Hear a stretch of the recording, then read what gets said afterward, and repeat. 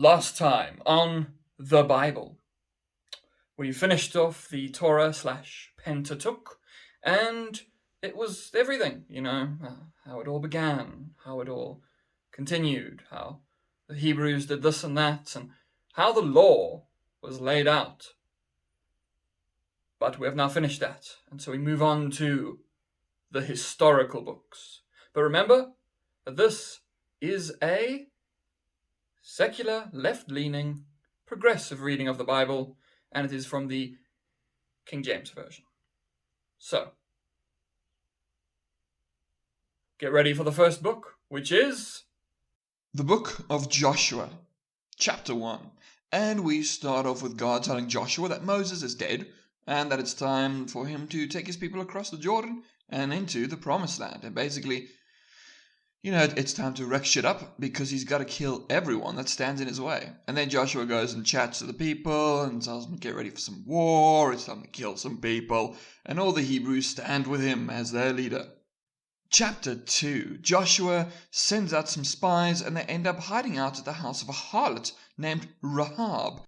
She lies to the authorities about where they are and hides them in her attic, which is rather nice. Not nice enough to not call her a harlot, though, I suppose. She then tells them that everyone fears the Hebrews because of the murderous rampage they've been on since leaving Egypt.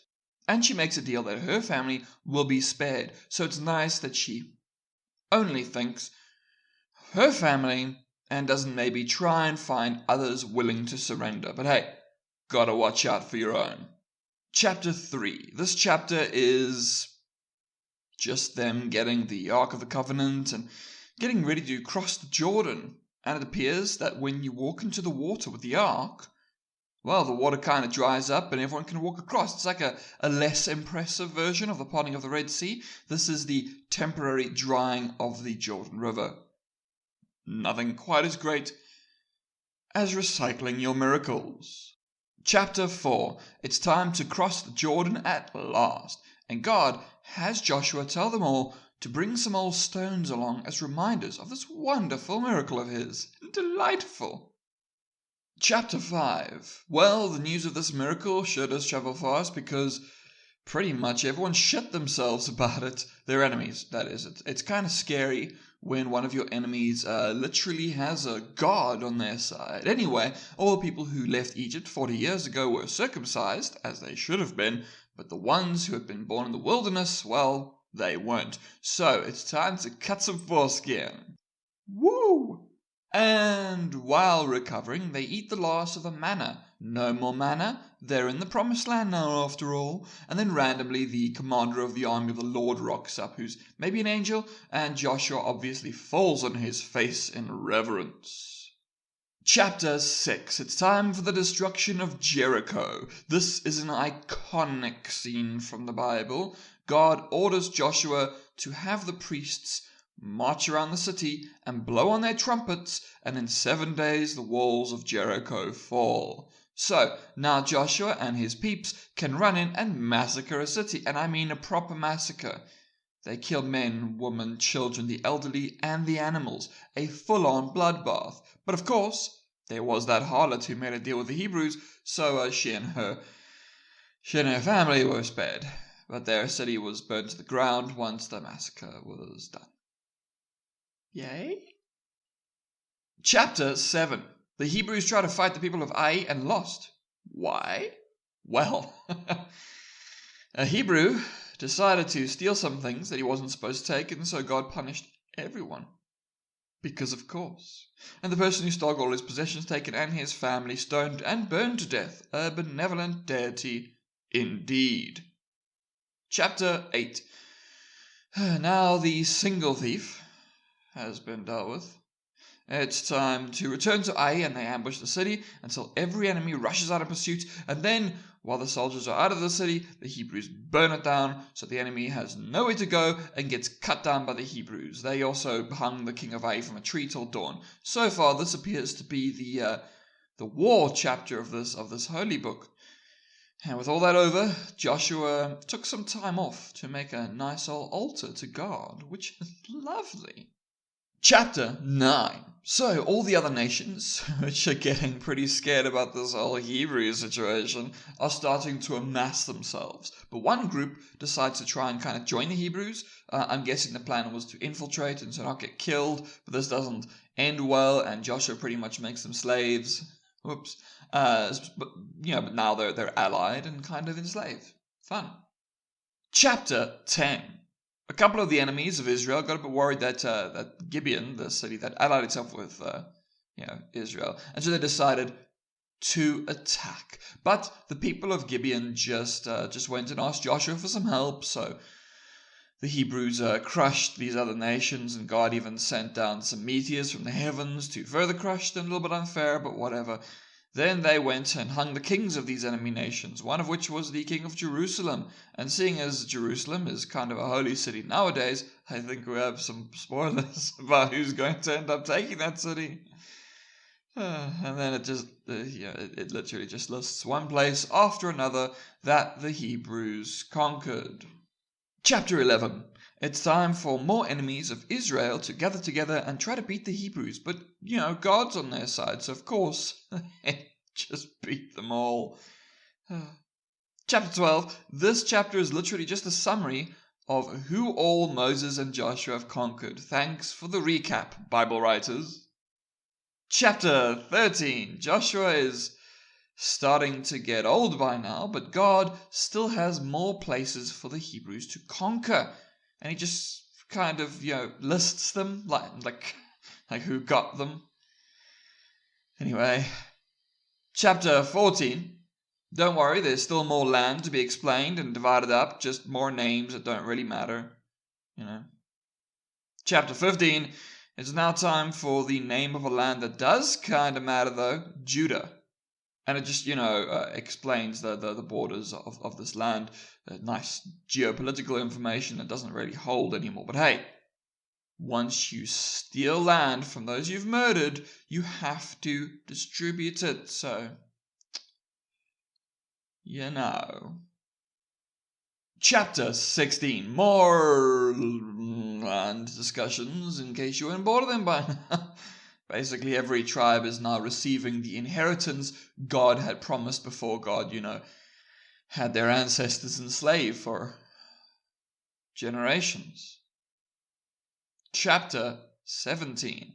More land, as promised, so given. Yay. Chapter 18. Guess what? More land to divide. Chapter 19.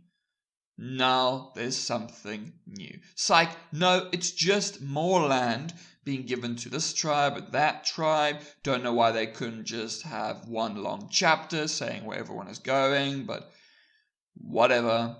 And it ends off with the land given to Joshua. I guess he did lead these people after all. Chapter 20.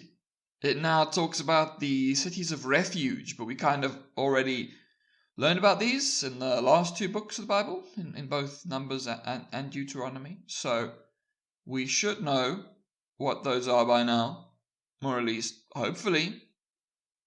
Chapter 21. Now it just goes on to talk about which cities will be given to the Levites, riveting stuff. These cities were kind of just given by various tribes, as the Levites are a special class that has to be looked after because two of their ancestors happened to be blessed by God and made into priests and prophet. He kind of smells like divine nepotism, but whatever. Chapter 22.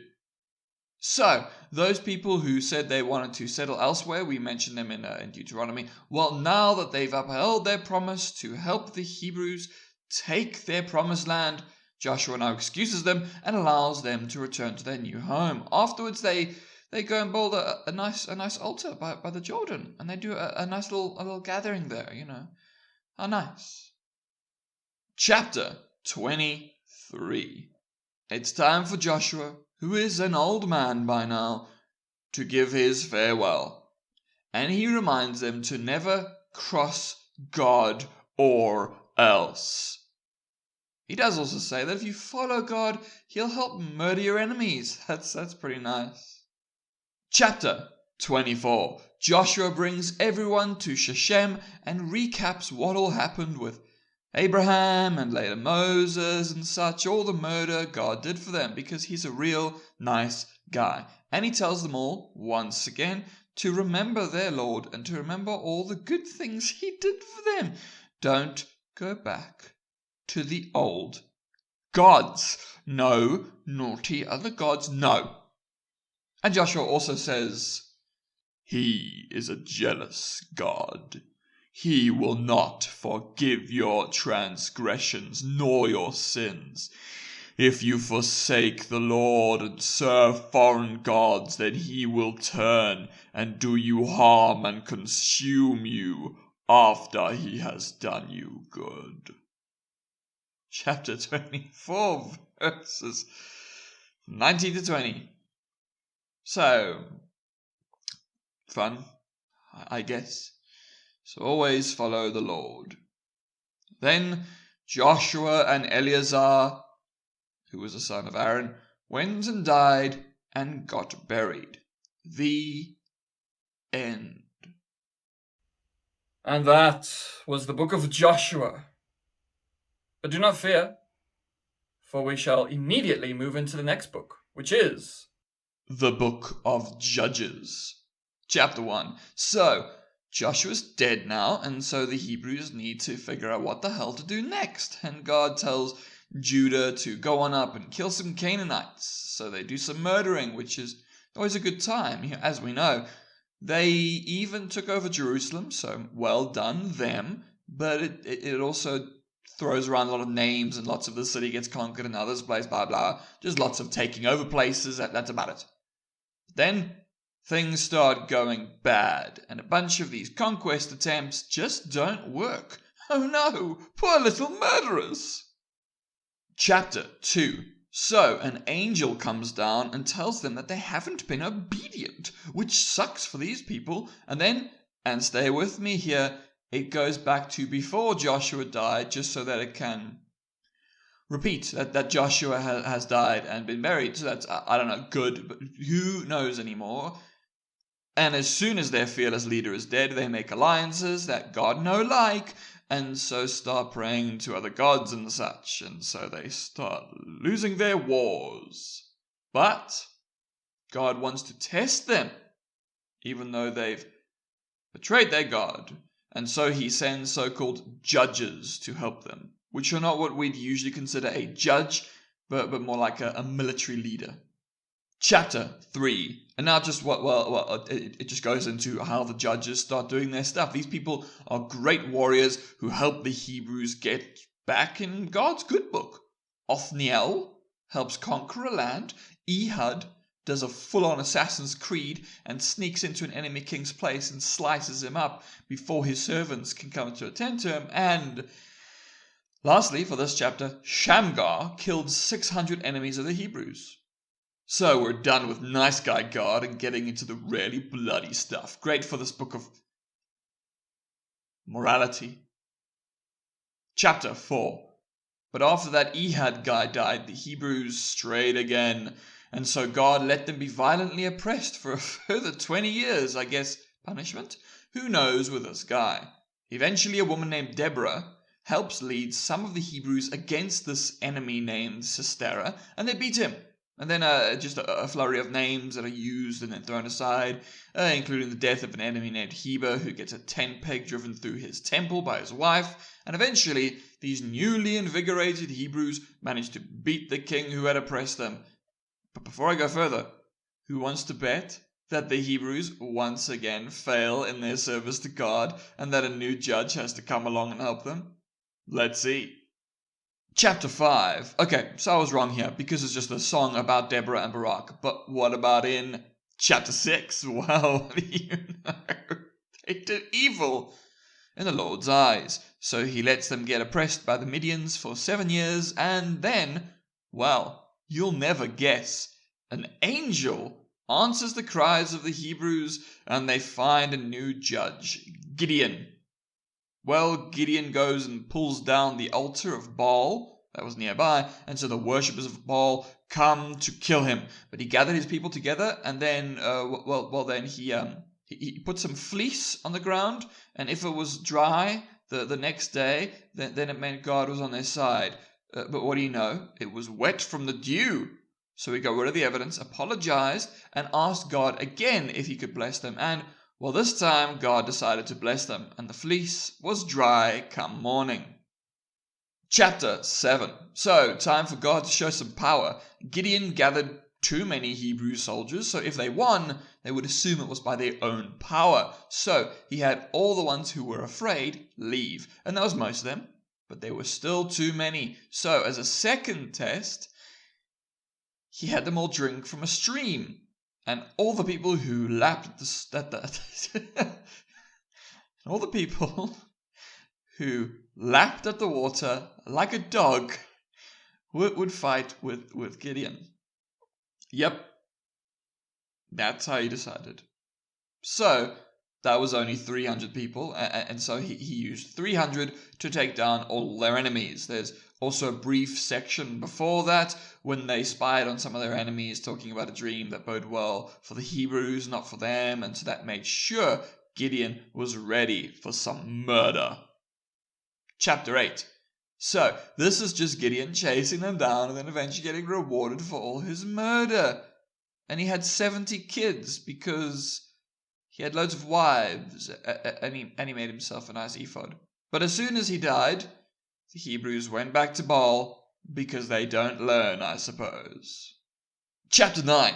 So, this guy named Abimelech, who isn't the same Abimelech as the one in Genesis, I know, so many names, so little time, and he went and gathered some people together, and they went and murdered his brothers, and pretty much installed himself as king. However, one of his brothers survived, and got away, and did some nice speech stuffs that riled some people up, and then it takes some time to go on and on about various fights and retreats and whatnot until a woman dropped a rock on Abimelech's head and some other guys stabbed him.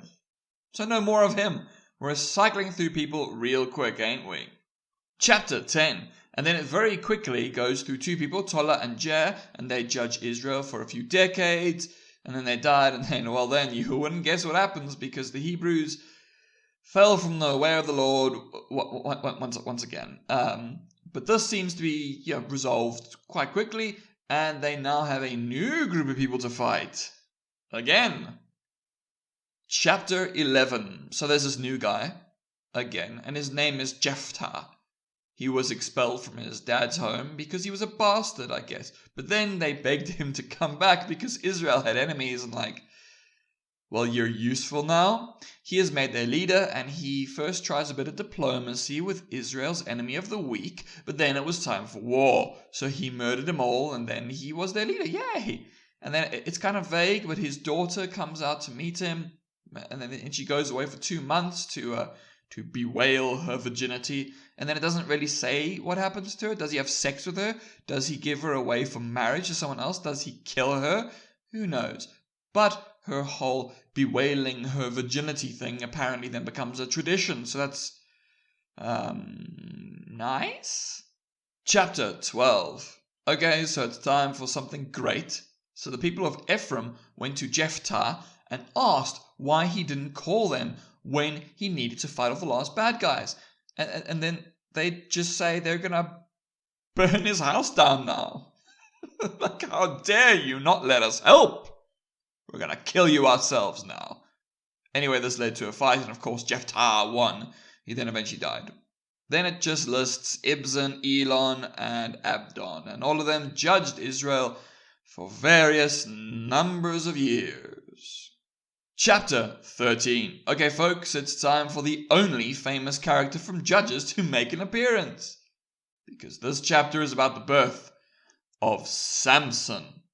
An angel came to his parents who couldn't conceive a child, and then the angel gave some specifications, and they did some sacrificial whatevers, and then young Samson was born, and his parents were told that no razor shall ever touch his hair. So no cutting hair, no. Chapter 14. Samson is a strong boy, as is known by most people who are at all familiar with the Judeo-Christian tradition, and when he got a bit older, he decided that he wanted to get a wife. But there were no women among his people, so he'd have to get a Philistine wife, an enemy wife. Anyway, before that, the story decided to stop for a second to tell us how a lion tried to attack Samson and he straight up tore it apart. And later he found that some bees had made a hive in the carcass, so he had some honey and brought it back to mom and dad. But he never told anyone about his seemingly amazing strength. So anyway, but back to his love story. He had his wife, and then also had a feast with all sorts of other people, and gave a riddle that's kind of unfair, because it would only occur to him, having murdered a lion, and then seen bees make it into a hive. Anyway, his riddle was, out of the eater came something to eat, and out of the strong came something sweet. Chapter 14, verse 14. Anyway, he goes back to them, and people have solved his riddle, so he's angry, seeing as it's clearly because his wife told them, so he kills a bunch of them and gives his wife away to another man. #feminism. Chapter 15. Samson now goes and wants his wife again, but the woman's dad says no.